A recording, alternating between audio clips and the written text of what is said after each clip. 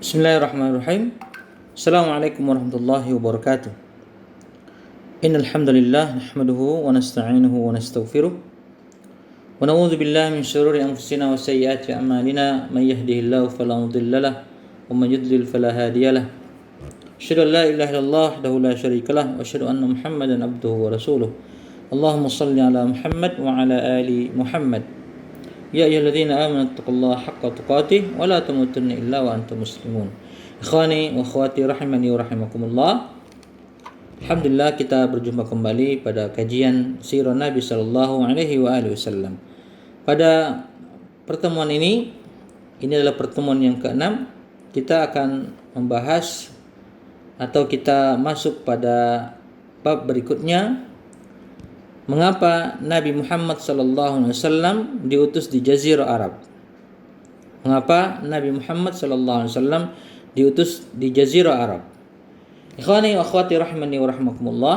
Di pembahasan ini ada beberapa poin yang akan kita bahas yang berkaitan dengan bab ini. Baik, kita masuk ke poin yang pertama, yaitu Allah Subhanahu wa taala lebih mengetahui siapa yang pantas diutusnya.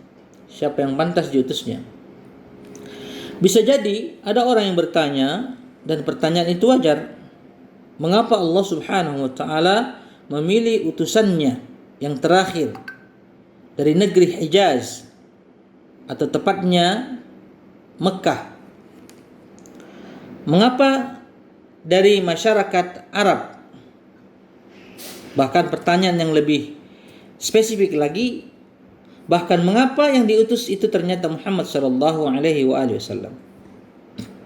Ini pertanyaan-pertanyaan yang akan muncul di benak-benak para pembaca sirah Nabi sallallahu alaihi wasallam. Baik, banyak jawaban yang bisa diberikan. Namun yang pasti bahwa pilihan itu adalah pilihan Allah Subhanahu wa taala, dan hanya Allah sendiri yang paling mengetahui siapa, kapan, dan di mana Allah meletakkan tugas penyampaian risalah tersebut. Ketika tokoh-tokoh kaum musyrik menginginkan agar mereka memperoleh seperti apa yang diperoleh Nabi Muhammad SAW berupa wahyu, kenabian dan risalah, Allah Subhanahu wa taala menegaskan bahwa wa idza ja'atum ayatun qalu lan nu'mina hatta nu'ta mithla ma utiya Rasulullah. Allahu a'lamu haitsu yaj'alu risalatah. Apabila datang sesuatu atau satu ayat kepada mereka, orang-orang musyrik, mereka berkata, kami tidak akan beriman sehingga diberikan kepada kami yang serupa dengan apa yang telah diberikan kepada utusan-utusan Allah Subhanahu wa taala. Allah lebih mengetahui di mana Allah menempatkan tugas kerasulannya. Kerasulan adalah sesuatu yang khusus, tidak dapat ditempatkan kecuali pada tempat yang tepat dan sebaik-baiknya, dan memiliki sifat-sifat yang terpuji.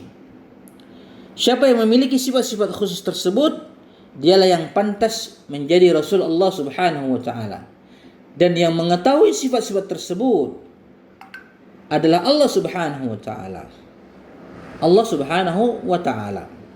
Maka Allah Subhanahu wa taala menganugerahkan kepada orang tersebut dengan waktu dan timing yang tepat, serta di mana diletakkan risalah tersebut, di mana diletakkan wahyu tersebut.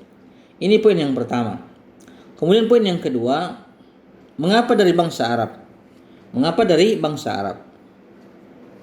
Allah Subhanahu wa taala dengan segala hikmahnya memilih bangsa Arab agar mereka menerima dakwah ini, menerima risalah ini pertama kali. Kemudian mereka menyampaikannya ke seluruh pelosok dunia yang terjauh sekalipun. Sebab lembaran hati mereka, lembaran hati orang-orang Arab itu masih suci. Belum tertulis di atasnya tulisan-tulisan yang rinci dan dalam, di mana tulisan-tulisan tersebut sulit untuk dihapus dan dihilangkan.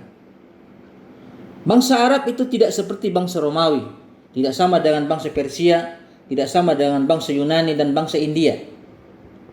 Persia misalnya, yang sekarang adalah negeri Iran,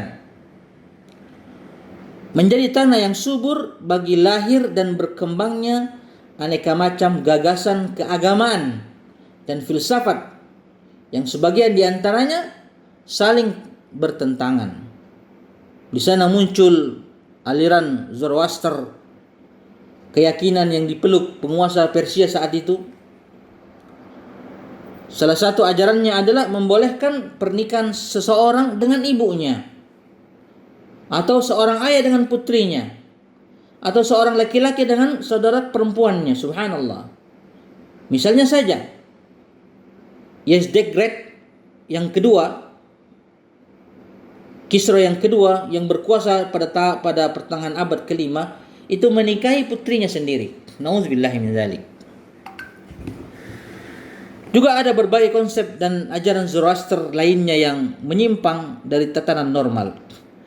Selain Zoroaster, ikhwani fillah, akhwati fillah, lahir pula aliran Mazdakisme. Sebagaimana dikatakan Imam Asy-Syahrastani, didasarkan atas ajaran filsafat, aliran ini diantaranya menghalalkan perempuan, menghalalkan harta benda, dan menjadikannya sebagai milik bersama masyarakat. Subhanallah. Sebagaimana mereka berserikat di dalam memiliki air, memiliki api, dan memiliki rumput. Tentu saja aliran ini mendapat sambutan yang luar biasa dari pengumbar hawa nafsu, dari orang-orang yang memang hidupnya memperturutkan hawa nafsunya. Ini yang terjadi di negeri Persia. Kebobrokan moral bangsa Persia sebegitu jauh terperosok. Kemudian negara adidaya yang lain yaitu Romawi yang didominasi oleh semangat kolonialisme penjajahan. Negara ini juga tenggelam dalam perselisihan keagamaan, yaitu antara penguasa Romawi di satu pihak dan kaum Kristen Suria serta Mesir di pihak lain. Dari sisi akhlak, bangsa Romawi pun tak kalah bejatnya dari bangsa Persia. Kemaksiatan, kekejian, dan kezaliman merajalela di seluruh pelosok negeri disebabkan berlimpahnya pemasukan negara dan berlipat gandanya setoran pajak. Kemudian kita lihat peradaban yang lain yaitu Yunani. Bangsa Yunani itu tenggelam dalam lautan takhayul serta mitos yang dituturkan dari mulut ke mulut. Kecenderungan itu mematikan potensi besar bangsa dan tidak membuahkan hasil yang bermanfaat. Ini yang terjadi di negeri Yunani, sehingga kita kenal negeri Yunani adalah negeri para dewa. Subhanallah. Kemudian kita berpindah ke negeri India atau Hindustan. Negeri ini juga berada pada fase terendah dari sisi agama, dari sisi moral, dari sisi sosial, sebagaimana dikatakan sejarawan Abul Hasan An-Nadwi rahimahullah ta'ala dan sejarawan India lainnya. Ini kondisi bangsa-bangsa yang ada di sekitar negeri Jazirah Arab, di sekitar Jazirah Arab.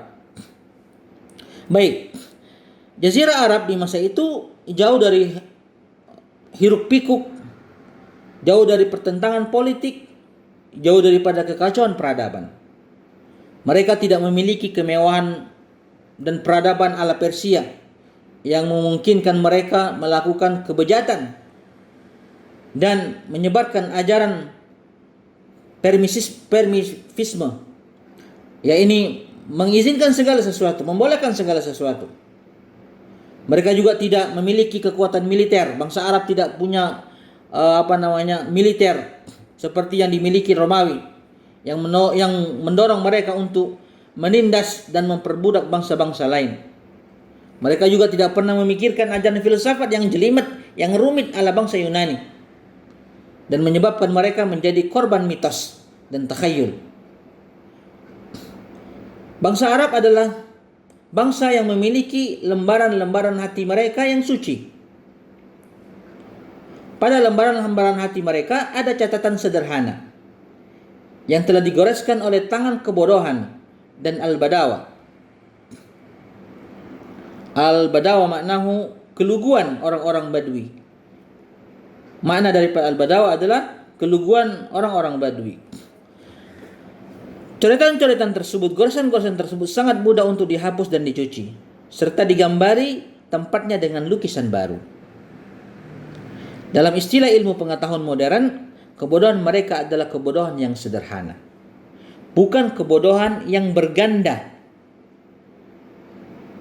Tidak tahu tapi merasa tahu.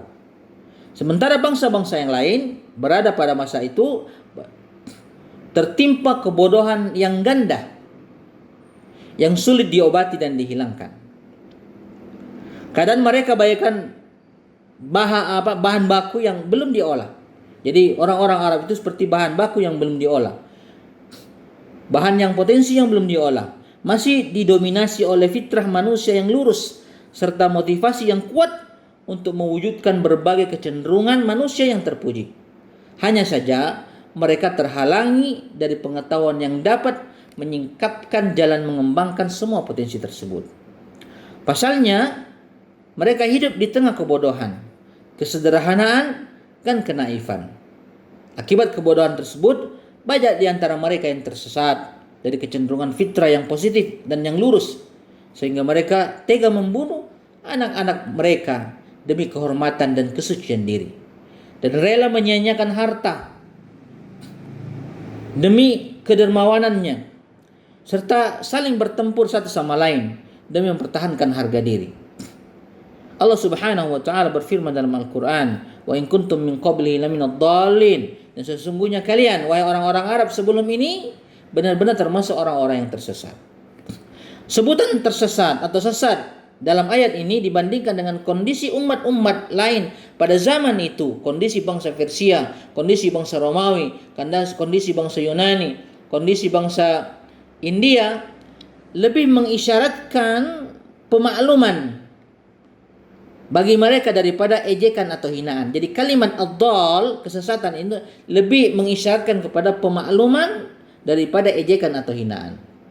Sebab umat-umat lain itu melakukan berbagai penyimpangan dan kesesatan didasari dan didorong oleh peradaban, kebudayaan, dan pengetahuan. Mereka tersesat dan terpuruk dalam jurang kerusakan penuh dengan kesadaran. Artinya apa? Kesesatan mereka yang mereka buat, bangsa Romawi, Yunani, Persia, India, adalah kesesatan yang direncanakan dan dipikirkan.